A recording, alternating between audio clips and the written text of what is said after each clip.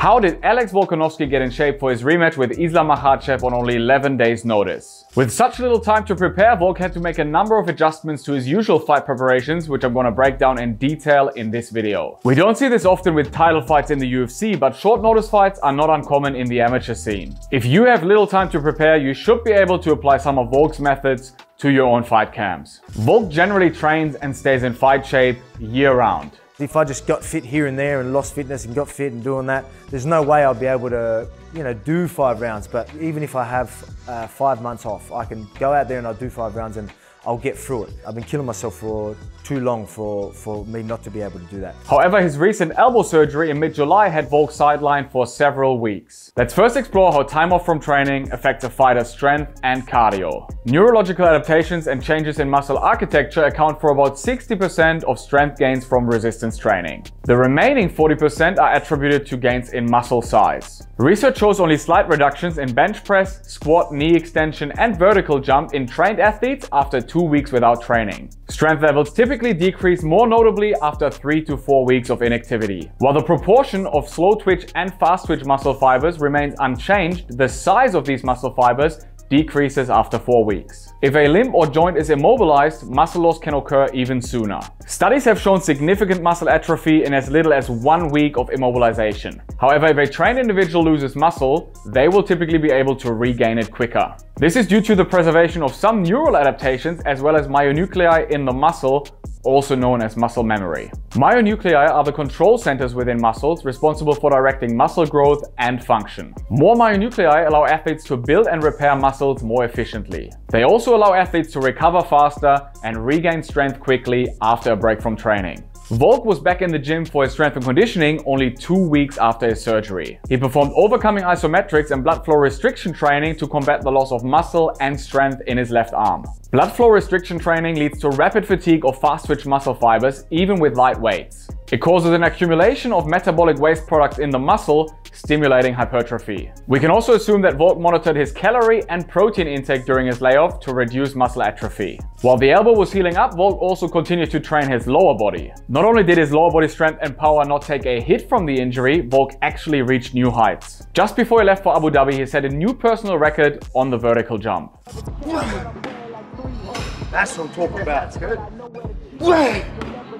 Yeah, baby. Beforehand like that. That went like that. Did you get that? That's record. Flick the switch. While an athlete might still be able to lift heavy weights or perform explosive movements after a training break, the capacity to perform repeated efforts typically declines sooner and at a faster rate. Research has shown a 4 to 14% drop in the maximum oxygen uptake, or VO2 max, within the first 4 weeks without training. When athletes were put on bed rest, VO2 max declined even faster. One study showed a 27% reduction in as little as 3 weeks. Blood volume, stroke volume, and cardiac output also decreased significantly after 2 to 3 weeks without training. Athletes will also experience a decline in muscular endurance. Regular training increases the density of mitochondria within the muscle, improving the aerobic energy metabolism. If training stops, the number of mitochondria decreases. As a result, the muscle's ability to produce energy from oxygen declines. Athletes typically become more reliant on carbs for energy. However, mitochondrial ATP production in athletes remains above pre-training levels for up to 3 weeks without training.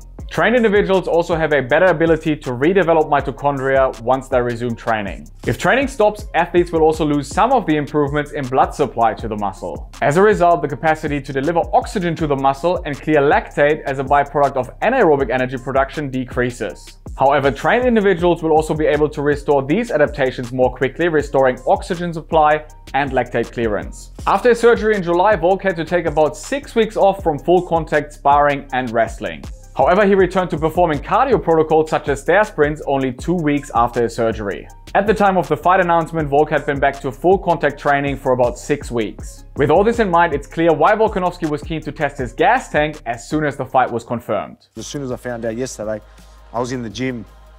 Literally that afternoon, I found out, hit up the boys and go, all right, I'm doing a meat grinder, so the fight simulator straight away. I did that and then did sparring rounds this morning, so we're straight back into it and pretty comfortable where we are already. Volk jumped straight into a fight simulator as soon as the fight was announced. The meat grinder involves pad work, wrestling, jiu-jitsu and striking with 4 rotating training partners. Volk started with 3 5-minute rounds and gradually ramped up the intensity to 5 rounds throughout the week. With a 7-hour time difference between his hometown Windang and Abu Dhabi, Volk wanted to complete his hardest workouts before the flight to the UAE. Feeling good, like considering like where we started. Obviously had to pick up the pace, just did a 5-minute round sharp tank.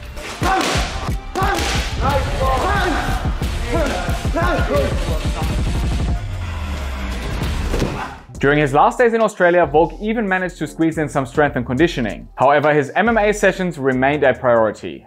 12 days, it's all MMA. We'll get him moving and focus on, get the work done in the MMA gym. Volk performed resistance band exercises and sport-specific drills for explosive power. Compared to higher volume and heavier loads, this kind of training avoids muscle soreness, which would take away from Volk's technical training and conditioning in the days leading up to the fight. With his arrival in Abu Dhabi, Volkanovski dialed down the training intensity to allow his body to adapt and shake off the jet lag.